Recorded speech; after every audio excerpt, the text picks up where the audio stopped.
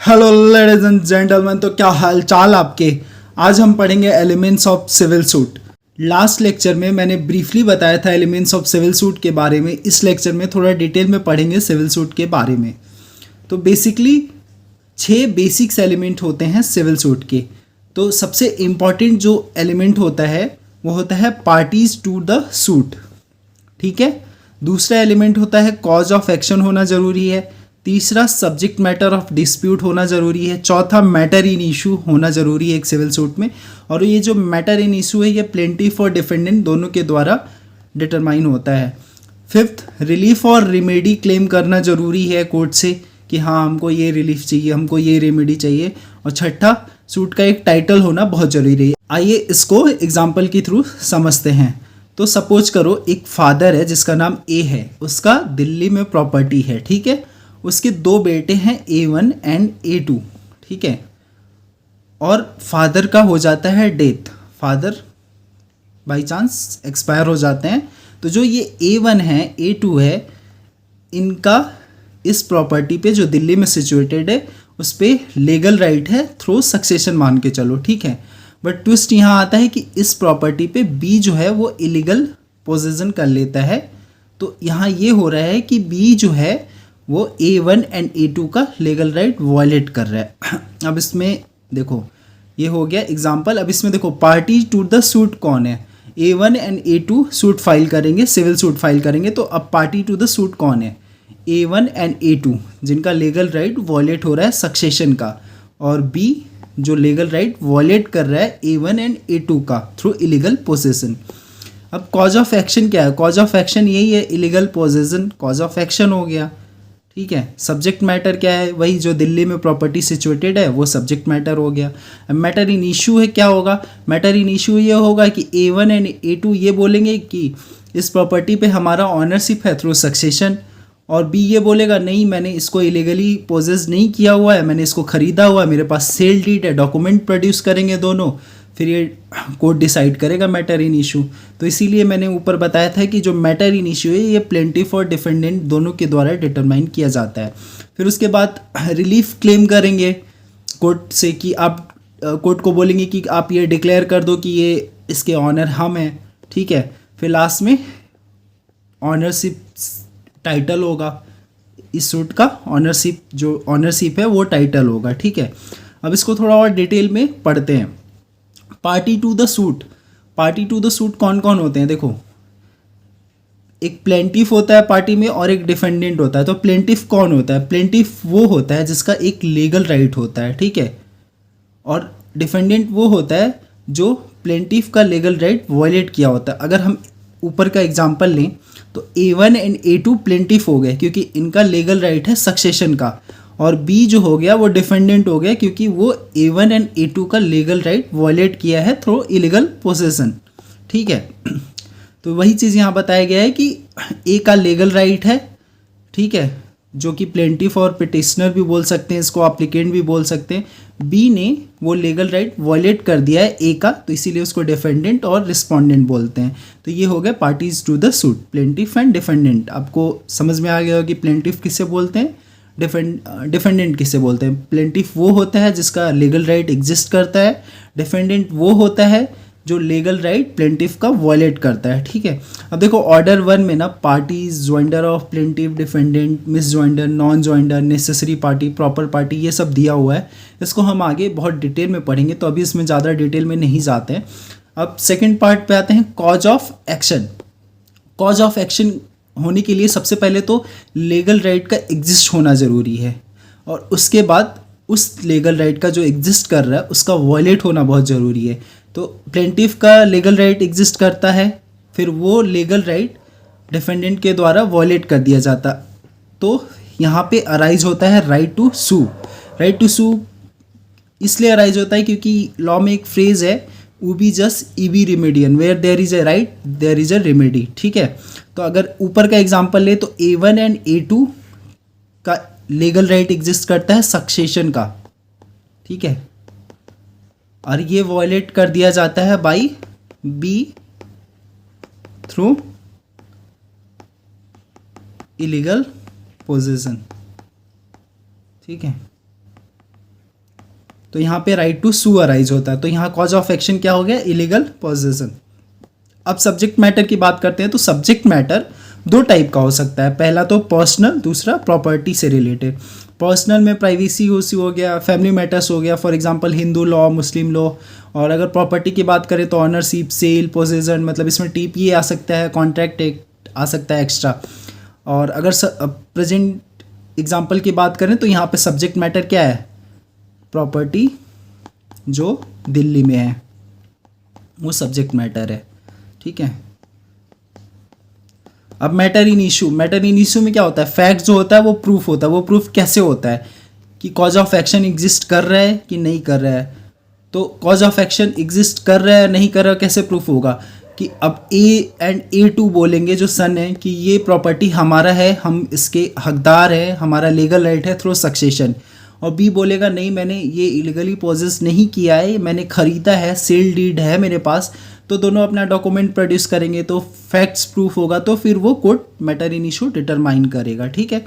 अब इसका important part है फिर ये रिलीफ एंड रेमेडी जो होता है ये क्लेम करना पड़ता है। तो ये क्या है, ये जनरली ऑर्डर 7 में मेंशन है। तो ये जो रिलीफ एंड रेमेडी है ना, ये स्पेसिफिकली प्लेंट में जो प्लेंटिफ प्लेंट अपना देगा उसमें मेंशन करना पड़ता है। ये कहाँ होता है, जो प्लेंट का एंड पार्ट होता है ना उसमें प्रेयर फॉर्म में वो रिलीफ एंड रेमेडी मेंशन किया जाता है, ठीक है। अब ये डिपेंड करता है कोर्ट को कि आपको वो रिलीफ एंड रेमेडी कितना देंगे, ठीक है। और ये फैक्ट्स पे भी, मतलब आपने कैसे फैक्ट्स प्रूफ किया है कॉज ऑफ एक्शन का, उस पर भी ये डिपेंड करता है कि रिलीफ और रेमेडी कितना मिलेगा आपको। फॉर एग्जांपल अगर प्रेजेंट एग्जांपल की बात करें तो इसमें अगर प्लेंटिफ ने प्रूफ कर दिया कि कॉज ऑफ एक्शन जो है वो इलीगल पोजेसन है और वो सही है, तो उसको ऑनरशिप मिल जाएगा, उसका ऑनरशिप राइट है उस सक्सेशन पे, तो ये रिलीफ एंड रेमेडी मिल जाएगा। अब टाइटल क्या होता है, टाइटल ये होता है legal capacity of the party. मतलब टाइटल इन द सेंस जैसे कि ऑनरशिप हो गया, टेनेंसी हो गया। अगर प्रेजेंट एग्जांपल की बात करें तो यहाँ पे जो legal capacity of the party है वो ऑनरशिप का बात करता है, तो यहाँ पे टाइटल ऑनरशिप होगा, ठीक है। तो इतना ही था एलिमेंट्स ऑफ सिविल सूट। अब इसमें दो क्वेश्चंस है, what are the basic elements constituting a civil suits, how cause of action can be differentiated by the subject matter in the dispute. तो आप इसको लिख के मेरे को टेलीग्राम पे भेज सकते हो, और नहीं इसका मैं बाद में भी आपको आंसर बता सकता हूँ। तो अब हम पढ़ेंगे stages in a civil suit. तो देखो, आपका अगर कोई प्रॉपर्टी से रिलेटेड केस हुआ तो आप सबसे पहले वकील के पास जाओगे, तो वकील क्या करेगा, उस सूट को इंस्टीट्यूट करेगा सिविल कोर्ट में, ठीक है। तो सबसे पहला स्टेज क्या होता है, इंस्टीट्यूशन ऑफ सिविल सूट, ठीक है। जो ये इंस्टीट्यूशन ऑफ सिविल सूट है ना, ये सेक्शन 26 में दिया हुआ है, फिर ऑर्डर 4 में दिया हुआ है, ऑर्डर 6 में दिया हुआ है, ऑर्डर 7 में दिया हुआ है। ऑर्डर 6 क्या बताता है, प्लीडिंग। ऑर्डर 7 ये बताता है प्लेंट कब रिजेक्ट होगा और रिटेन होगा। प्लीडिंग क्या होता है, प्लीडिंग जो प्लेंटिफ का प्लीडिंग होता है वो ही प्लेंट होता है, ठीक है। तो इंस्टीट्यूशन ऑफ सूट की बात करते हैं, तो इंस्टीट्यूशन ऑफ सूट में सबसे पहले क्या करना होता है, प्लेंट को प्रेजेंट करना पड़ता है कोर्ट में।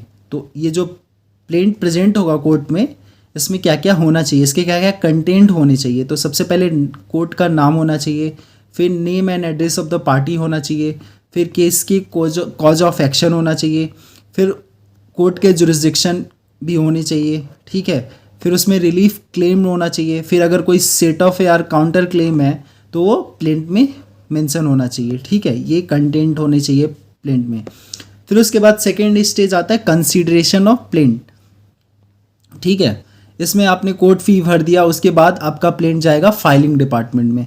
फाइलिंग डिपार्टमेंट क्या करेगी, आपके प्लेंट को स्क्रूटनी करेगी। स्क्रूटनी क्या करेगी कि आपका प्लेंट कहीं टाइम बैड तो नहीं है, कहीं लिमिटेशन एक्ट के अंदर तो नहीं आ रहा है, कहीं ये मतलब जुरिस्डिक्शन तो सही है ना, आपने फाइल जहाँ किया है प्लेंट उसका जुरिस्डिक्शन तो सही है ना। फिर उसके बाद कहीं ये रेस जुडिकाटा में तो नहीं आ रहा है, ठीक है। अगर उसमें कोई डिफेक्ट्स होगा तो फाइलिंग डिपार्टमेंट उसको ऑब्जेक्ट करेगी, फिर वो डिफेक्ट्स को क्योर करना पड़ेगा प्लेंटिफ के द्वारा, फिर जाके वो एडमिट होगा, ठीक है। अगर नहीं डिफेक्ट होगा तो वो बाय डिफ़ॉल्ट एडमिट हो जाएगा। देखो ये ना बहुत इंपॉर्टेंट पार्ट है सिविल सूट का, क्योंकि अगर ये नहीं हुआ, बाद में पता चला कि आपकी सूट में कुछ दिक्कतें हैं, तो आपका सूट वहीं पे खारिज हो जाएगा, डिसमिस हो जाएगा, ठीक है। तो ये बहुत इंपॉर्टेंट पार्ट है, बहुत इंपॉर्टेंट स्टेज है सिविल सूट का, कि आपके सूट को स्क्रूटनी करना बहुत ज़रूरी है ताकि उसमें कोई डिफेक्ट्स हो तो आप उसको क्योर कर सको। फिर इसके बाद जब आपका प्लेंट एडमिट हो जाएगा तो समन इशू होगा। इशुएंस ऑफ समन किसको होगा? डिफेंडेंट को, जिसके प्रति आपने सू किया है, मतलब जिसके प्रति आपने सूट फाइल किया है। और ये इशुएंस ऑफ समन किस में दिया है? ऑर्डर 5 सेक्शन 27 में दिया है। तो कोर्ट क्या करेगा? कोर्ट इन्फॉर्म करेगा डिफेंडेंट को कि आपके अगेंस्ट सिविल सूट फाइल हुआ है और आपको इस डेट पे नोटिस देगा कि आपको इस डेट पे अपीयर होना है कोर्ट में, ठीक है। तो समन ड्यूली सर्व करेगा, और बाई चांस अगर समन ड्यूली सर्व नहीं हो पाता है डिफेंडेंट को तो कोर्ट सेकेंड समन सर्व करेगा। और ये सेकेंड समन का प्रोविजन ऑर्डर 9 रूल 6 सब रूल 1B में दिया हुआ है। अब देखो समन जो सर्व होगा ना, ड्यूली सर्व होगा, तो उसमें 2 कंडीशन अराइज होंगे। एक तो डिफेंडेंट आ जाएगा, दूसरा डिफेंडेंट नहीं आया तो क्या होगा। तो अगर डिफेंडेंट नहीं आया तो कोर्ट के पास पावर है कि वो एक्स पार्टे प्रोसीडिंग कर सकता है। एक्स पार्टे प्रोसीडिंग मतलब वन साइडेड प्रोसीडिंग, की डिफेंडेंट नहीं आया तो वो प्रोसीडिंग से प्लेंटिफ के फेवर में ही कर सकता है, मतलब प्लेंटिफ के फैक्ट्स पे ही वो कर सकता है, ठीक है। हाँ, दो इसको सेट असाइड करने का भी प्रोविज़न है ऑर्डर 9 रूल 13 में, इसको सेट असाइड करने का प्रोविज़न है। कोर्ट इसको सेट असाइड कर सकता है अगर डिफेंडेंट बोलेगा तो, फिर भी ये पावर है एक्स पार्टे प्रोसीडिंग का कोर्ट के पास, ठीक है। उसके अलावा ऑर्डर 8 रूल 10 में अगर डिफेंडेंट नहीं आ रहा है तो कोर्ट जजमेंट पास कर सकता है अगेंस्ट द डिफेंडेंट, ठीक है, अगर डिफेंडेंट नहीं अपीयर होता है समन सर्व होने के बाद। अब डिफेंडेंट अगर अपीयर होता है तो उसको क्या करना होता है? उसको रिप्लाई देना पड़ता है प्लेंट का within the 13 days of summon, मतलब जब उसको समन सर्व होता है तो वो 30 डेज के अंदर रिप्लाई देना पड़ता है। वो रिप्लाई रिटेन स्टेटमेंट के फॉर्म में देना पड़ेगा, और ये जो टाइम लिमिट है ये मैक्सिमम 90 डेज हो सकता है बाई कोर्ट परमिशन, ठीक है। और वो रिटेन स्टेटमेंट में क्या होगा? रिटेन स्टेटमेंट में भी जो भी प्लेंट में फैक्ट्स होगा ना, प्लेंटिफ ने जो भी एलिगेशंस लगाए होंगे, रिटेन स्टेटमेंट में वो उसको डिनाई करेगा, डिनाइयल ऑफ फैक्ट्स। और उसके साथ साथ वो सेट ऑफ और काउंटर क्लेम भी कर सकता है प्लेंटिफ के अगेंस्ट में रिटेन स्टेटमेंट में। तो और ये रिटेन स्टेटमेंट ऑर्डर 8 में दिया हुआ है। अब इसके बाद जो नेक्स्ट स्टेज है प्रोडक्शन ऑफ डॉक्यूमेंट। फिर उसके बाद दोनों पार्टीज़ को अपना डॉक्यूमेंट प्रोड्यूस करना पड़ेगा। जो इशू फ्रेम होने से पहले दोनों पार्टी को अपना ओरिजिनल डॉक्यूमेंट कोर्ट को देना पड़ेगा, ठीक है। अब नेक्स्ट स्टेज क्या है? एग्जामिनेशन ऑफ पार्टी, जो कि ऑर्डर 10 में दिया हुआ है, ठीक है। ये फर्स्ट हियरिंग होगा। इसमें क्या होगा? Denial and admission of facts by the party. तो इसमें क्या होगा कि जो प्लेंट में फैक्ट्स दिया होगा उसको हो सकता है तो डिफेंडेंट डिनाई करे या एडमिट करे, या रिटन स्टेटमेंट में जो भी फैक्ट्स दिया है या काउंटर क्लेम किया है उसको प्लेंटिफ या तो डिनाई करे या एडमिट करे। तो वही चीज़ दिया है, deny and admission of facts by the parties, ठीक है। तो फिर यहाँ पे कोर्ट ऑप्शन देगा अल्टरनेटिव डिस्प्यूट रिजोल्यूशन का, कि देखो आपस में ये सुलझा लो ताकि कोर्ट का भी टाइम बचेगा। सेक्शन 89 ऑर्डर 10 रूल 1 में ये ADR का प्रोविज़न दिया हुआ है। अगर फिर भी वो दोनों नहीं सेटिस्फाई होते तो फिर आगे प्रोसीडिंग होगी। तो नेक्स्ट स्टेज क्या है? Discovery and inspection. ये ऑर्डर 11 में, इसमें क्या होता है? अगर दोनों पार्टी एक दूसरे से सेटिस्फाई नहीं है तो वो अपना इंटीग्रेटरी अपॉइंट करेंगे, जो कि एग्जामिनेशन ऑफ पार्टीज़ और डॉक्यूमेंट प्रोडक्शन से डील करेगा, ठीक है। कि मतलब इसका ये मतलब हुआ है कि क्या पता हो तुमने गलत डॉक्यूमेंट दिया हो, तो वो इंटीग्रेटरी है वो उसको इन्वेस्टिगेट करेगा, ठीक है। फिर उसके बाद नेक्स्ट चीज़ आता है एडमिशन, जो ऑर्डर 12 है, ठीक है। इसमें क्या है कि जो भी पार्टी अगर कोई केस के फैक्ट्स को एडमिट कर रहा है तो उसको अपने प्लीडिंग या रिटेन स्टेटमेंट में मेंशन करना होगा। फॉर एग्जांपल अगर प्लेंटिफ है वो कोई फैक्ट्स को एडमिट कर रहा है तो उसको अपने प्लीडिंग में मेंशन करना पड़ेगा। अगर वही डिफेंडेंट है, अगर वो कोई फैक्ट्स को एडमिट कर रहा है तो उसको अपने रिटेन स्टेटमेंट में मेंशन करना पड़ेगा in the form of written document, ठीक है। इसके बाद जो main stage framing of issue. इतना सारा स्टेज होने के बाद इशू को फ्रेम किया जाता है, इसीलिए इसको बोला जाता है बैकबोन ऑफ सिविल सूट। अगर ये थोड़ा भी गलत फ्रेम हो गया तो आपका सूट वहीं पे ख़राब हो जाएगा। तो इसको बहुत बारीकी से किया जाता है, इसको बहुत ध्यान से करना चाहिए फ्रेमिंग ऑफ इशू। तो इसमें क्या होता है? इसमें issue of facts, issue of law भी देखा जाता है। फिर उसके बाद देखा जाएगा ये ऑर्डर 14 में दिया गया है। फिर इसमें कोई एक पार्टी एडमिट करेगी या तो डिनाई करेगी कि हाँ मतलब जो भी इशू फ्रेम किया गया उसको या तो एडमिट करेगी या डिनाई करेगी। ठीक है, अगर एडमिट कर लिया तो ठीक है, वहीं पे हो गया ख़त्म। अगर डिनाई किया तो फिर आगे प्रोसीडिंग चलते रहेगा। फिर उसके बाद जो नेक्स्ट स्टेज है समनिंग ऑफ विटनेस, ये ऑर्डर 16 में दिया गया है। ऑर्डर 16 में दिया गया, इसमें क्या होता है कि जो बोथ पार्टी है ना, दोनों पार्टी प्लेंटिफ और डिफेंडेंट, वो अपना विटनेसेस का लिस्ट सबमिट करेगी कोर्ट को। ठीक है, ये ऑर्डर 16 में दिया गया है। फिर इसके बाद जो भी लिस्ट विटनेसेस के सबमिट हुए हैं उनका एग्जामिनेशन होगा, एग्जामिनेशन ऑफ विटनेस, ये ऑर्डर 18 में दिया गया है। तो उनका क्या होगा, examination in chief and cross examination, दोनों के विटनेसेस का। ठीक है, तो ये जो summoning of witnesses and examination of witnesses है, ये बहुत ही important stage of civil suit का ही है, क्योंकि पूरा जो सिविल सूट होता है इन्हीं पे डिपेंड होता है मैक्सिमम। ठीक है, फिर उसके बाद क्या होता है, जजमेंट। अब नेक्स्ट स्टेज क्या है, नेक्स्ट स्टेज है जजमेंट, जिसका सबको इंतजार रहता है। ये जजमेंट जो है ऑर्डर 20 रूल 6A में दिया हुआ है। जजमेंट क्या होता है, statement given by court on the basis of decree and order. इसको आगे हम बहुत डिटेल में पढ़ेंगे, अभी के लिए इतना ही। फिर ये जजमेंट देने के बाद डिक्री का प्रिपरेशन होता है। ये डिक्री को विद इन 15 डेज में ही प्रिपेयर करना होता है। डिक्री का डेफिनेशन सेक्शन 2 क्लॉज 2 में दिया गया। ये डिक्री क्या होता है, formal expression of adjudication in suit. और डिक्री जो है ये राइट्स को कंक्लूसिवली डिटरमाइन करता है, मतलब किसी भी पार्टी के राइट्स को कंक्लूसिवली डिटरमाइन करता है। मतलब उसका जो भी मैटर इन कंट्रोवर्सी है उसका थोड़ा सा या पूरा सारा पार्ट्स को कंक्लूसिवली डिटरमाइन करेगा, उसको डिक्री बोलते हैं। ऑर्डर क्या होता है, any decision by the civil court which is not a decree. तो ये सारी चीज़ों को हम आगे बहुत डिटेल में पढ़ेंगे, जजमेंट, डिक्री एंड ऑर्डर। तो अभी के लिए बस आप इतना ही जान लो कि जो जजमेंट होता है, statement given by court on the basis on the ground of decree and order. Decree क्या होता है, formal expression of adjudication in suit, जो कि किसी भी पार्टी के राइट्स को कंक्लूसिवली डिटरमाइन करता है। इतना जान लो बस। और जो ये एडजुडिकेशन क्या होता है, judicial determination by the court. जो ये कोर्ट होगा या तो सिविल कोर्ट होगा या तो रेवेन्यू कोर्ट होगा, अगर हम सिविल केसेस की बात कर रहे हैं तो, सिविल सूट की बात कर रहे हैं तो बस इतना जान लो। तो ये स्टेज हो गया जजमेंट, जो कि ऑर्डर 20 रूल 6A में दिया गया है। उसके बाद डिक्री का प्रिपरेशन किया जाता है विद इन द 15 डेज। और ये डिक्री का डेफिनेशन सेक्शन 2 सब क्लॉज 2 में दिया गया है। इसको हम आगे बहुत डिटेल में पढ़ेंगे। उसके बाद जो नेक्स्ट स्टेज आता है अपील, रिव्यू एंड रिवीजन। ये ऑप्शन होता है, डिफेंडेंट के पास भी ऑप्शन होगा और प्लेंटिफ के पास भी ऑप्शन होगा अगर काउंटर क्लेम किया गया होगा तो।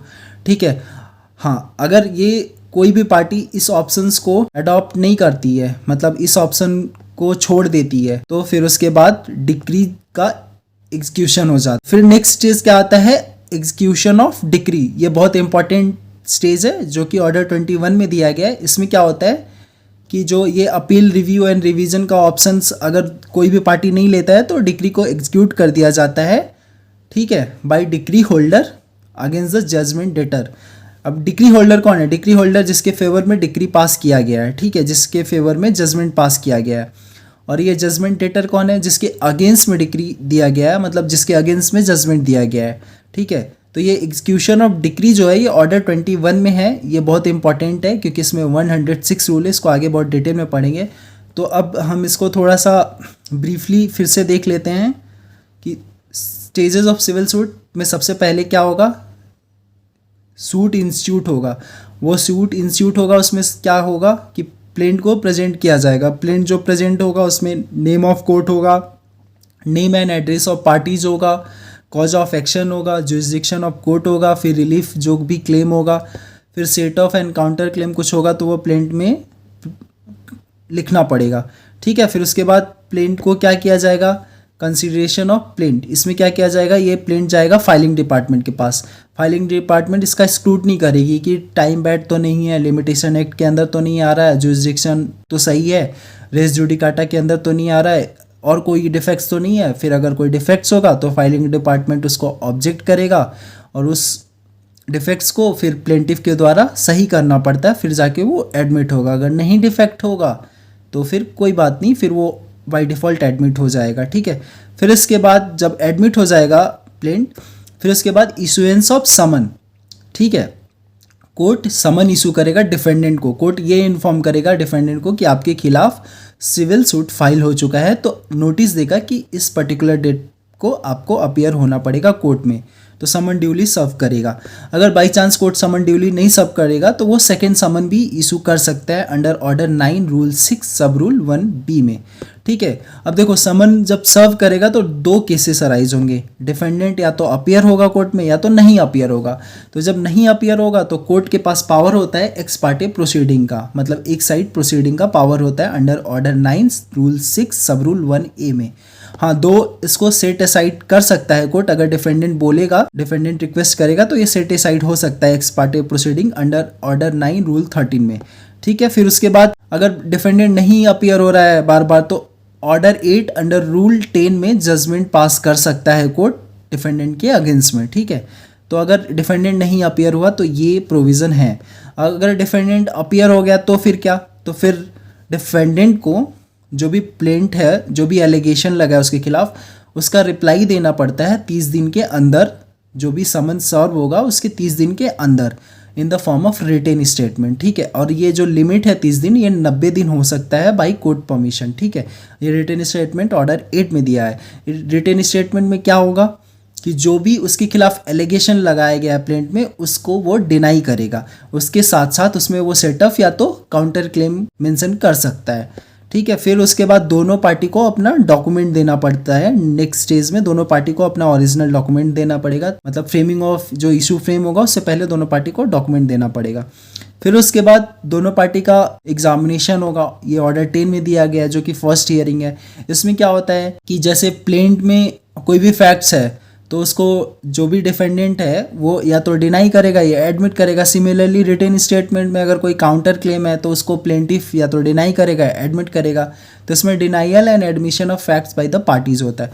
फिर उसके बाद कोर्ट एक ऑप्शन देता है दोनों पार्टी को कि आप एडीआर का ऑप्शन अपना लो, तो अगर अपना लिया तो ठीक है, नहीं तो फिर आगे प्रोसीडिंग चलती रहेगी। फिर उसके बाद क्या होता है डिस्कवरी एंड इंस्पेक्शन, ये ऑर्डर 11 में, कि बाई चांस अगर कोई भी पार्टी एक दूसरे से सेटिस्फाई नहीं है, मान लो कि अगर डॉक्यूमेंट सामने वाला प्रोड्यूस कर रहा है उसको ऐसा लग रहा है कि वो गलत डॉक्यूमेंट है, तो दोनों पार्टी के पास ऑप्शंस होता है वो अपना इंटीग्रिटी अपॉइंट कर सकें ताकि अपने अपोनेंट्स को सही से इंस्पेक्ट कर सकें, डिस्कवर कर सकें। तो वो काम इंटीग्रिटी का होता है। फॉर एग्जांपल जैसे कि प्लेंटिफ ने अपना डॉक्यूमेंट दिया, ठीक है, उससे डिफेंडेंट सेटिस्फाई नहीं हुआ तो अपना इंटीग्रिटी अपॉइंट करेगा कि आप इसका जो भी है इसको इंस्पेक्ट करो सही से। सिमिलरली अगर डिफेंडेंट ने अपना कोई डॉक्यूमेंट प्रोड्यूस किया, प्लेंटिफ सेटिस्फाई नहीं हुआ, तो वो अपना इंटीग्रिटी अपॉइंट करेगा उसको इंस्पेक्ट करने के लिए, उसके डॉक्यूमेंट के, डिफेंडेंट के डॉक्यूमेंट को इंस्पेक्ट करने के लिए अपॉइंट करेगा। तो ये चीज़ यहाँ पे बताया गया है। फिर उसके बाद एडमिशन, नेक्स्ट स्टेज आता है एडमिशन। इसमें क्या होगा कि कोई भी पार्टी अगर कोई फैक्ट्स को एडमिट करता है तो उसमें प्लीडिंग या रिटन स्टेटमेंट में मेंशन करना होता है in the form of written document, ठीक है। फिर उसके बाद ये है जो सबसे इंपॉर्टेंट स्टेज है फ्रेमिंग ऑफ इशू। ये फ्रेमिंग ऑफ इशू बहुत इंपॉर्टेंट है, ये ऑर्डर 14 में दिया गया है। फिर उसके बाद अगर ये इशू फ्रेम सही से नहीं हुआ तो फिर सिविल सूट वहीं पे ख़राब हो जाता है, ठीक है। तो ये बहुत इंपॉर्टेंट है, इसीलिए इसको बैकबोन ऑफ सिविल सूट बोला जाता है। फिर उसके बाद समनिंग ऑफ विटनेस होगा ऑर्डर 16 में। इसमें क्या होगा, दोनों पार्टी जो भी उनके विटनेसेस हैं उसका लिस्ट सबमिट करेगी कोर्ट को।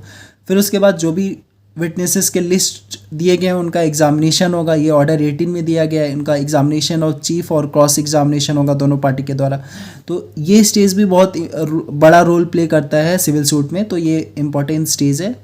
फिर उसके बाद जिसका सबको इंतजार रहता है जजमेंट, ये ऑर्डर 20 रूल 6A में है। जजमेंट क्या होता है, statement given by court on the ground of decree and order, ठीक है। फिर उसके बाद जजमेंट के बाद डिक्री को प्रिपरेशन करना पड़ता है विद इन द 15 डेज, और ये डिक्री का डेफिनेशन सेक्शन 2 क्लॉज 2 में दिया गया है, जिसका मतलब ये है, डिक्री का मतलब ये है formal expression of adjudication in suit. मतलब एडजुडिकेशन मतलब judicial determination by court, civil court या रेवेन्यू कोर्ट।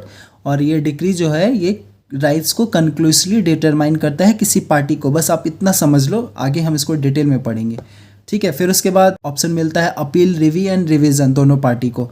अगर ये दोनों पार्टी इसको ऑप्ट नहीं करते हैं तो फिर डिक्री का एग्जीक्यूशन हो जाता है, जो कि ऑर्डर 21 में दिया गया है। बहुत इंपॉर्टेंट स्टेज है ये। और ये डिक्री एग्जीक्यूट कौन करता है? ये decree execute by decree holder होता है against the judgment debtor. Decree holder वो होता है जिसके फेवर में जजमेंट जाता है, और जजमेंट डेटर वो होता है जिसके अगेंस्ट में जजमेंट मिलता है। ठीक है, ये judgment, decree holder, judgment debtor और डिक्री ऑर्डर, ये सब हम बहुत डिटेल में पढ़ेंगे। तो ये इतना स्टेजेस पढ़ लिया। अब देखो एग्जांपल्स के तौर पे देखते हैं।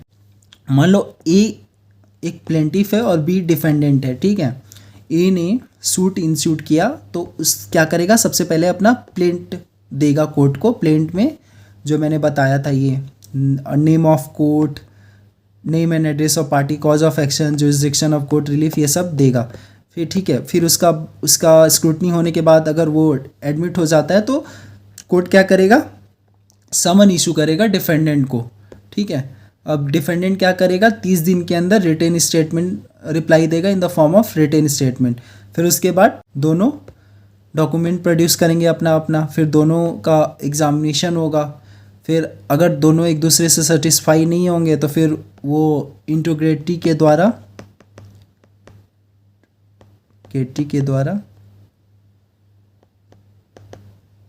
डिस्कवरी एंड इंस्पेक्शन करवाएंगे ताकि वो सेटिस्फाई हो सकें।